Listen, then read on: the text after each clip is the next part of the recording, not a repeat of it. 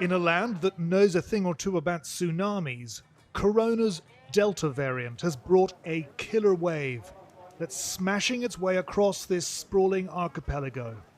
Right now, it's devastating Indonesia's most populous island, Java. This, an inundated hospital in Bekasi, on Jakarta's eastern flank. Surging infection rates now on a near vertical trajectory. A public health disaster. I think is healthcare in Indonesia already collapsed. What that's been in collapse, they could not afford any patients in the hospital because everything is full. The emergency cannot accept any more the patients. It means that all healthcare in Indonesia, especially in Java, is already paralyzed or collapsed. At Bekasi General, 9 triage tents have been erected in the forecourt. Overflow from inside. More than 150 extra beds, but nowhere near enough to meet demand. Today, both deaths and new case numbers have hit a new record, but nobody believes the numbers. Epidemiologists and disaster management experts we've spoken to think both are many times higher than reported by a government that's failed to manage this pandemic. It's bad.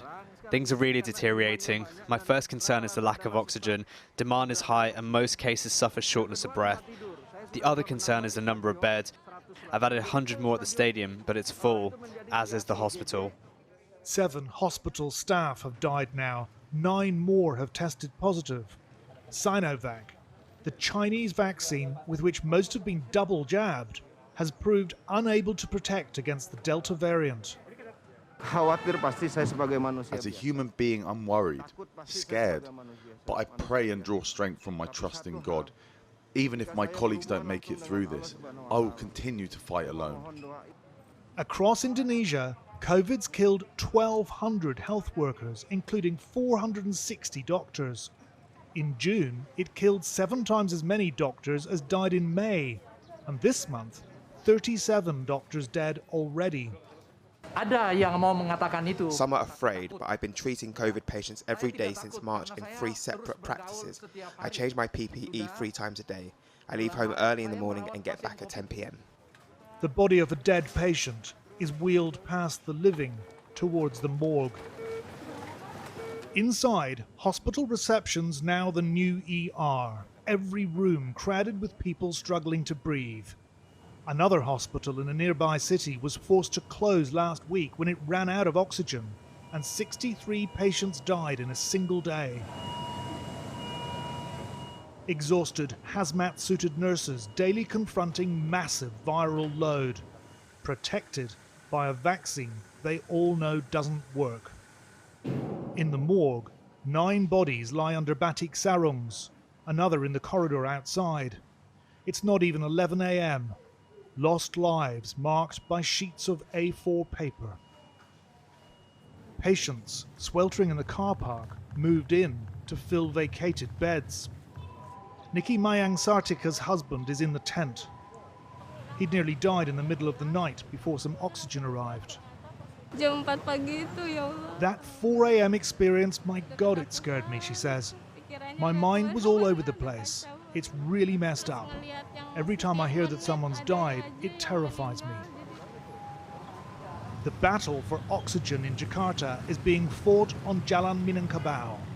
Anxious relatives queue from before dawn to fill their hard-won cylinders. Demand has risen 6-fold, with prices following suit. It's very difficult to find the canisters, says Rini Supriyanti.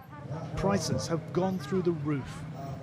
Her dad, who's 65, is lying at home, like unknown tens of thousands of sick people.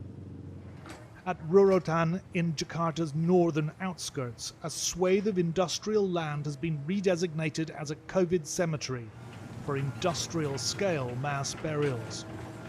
Other city cemeteries are full, while Rorotan and 3 other new sites are filling fast. Deaths have doubled in a fortnight.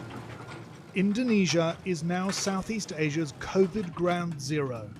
its leaders floundering, its vaccine rollout hopelessly slow, and its frantic people helpless in the face of a tsunami wave that threatens to crash across the archipelago.